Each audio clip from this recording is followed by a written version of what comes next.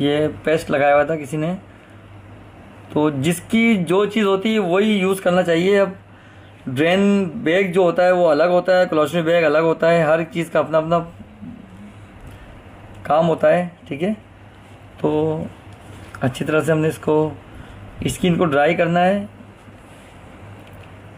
ताकि आराम से बैग लग जाए। ठीक है,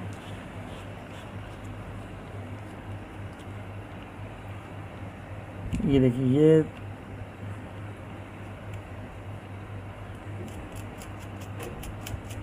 ये पेस्ट होता है जो स्किन में, ये देखिए साफ़ कर दिया मैंने अच्छी तरह से।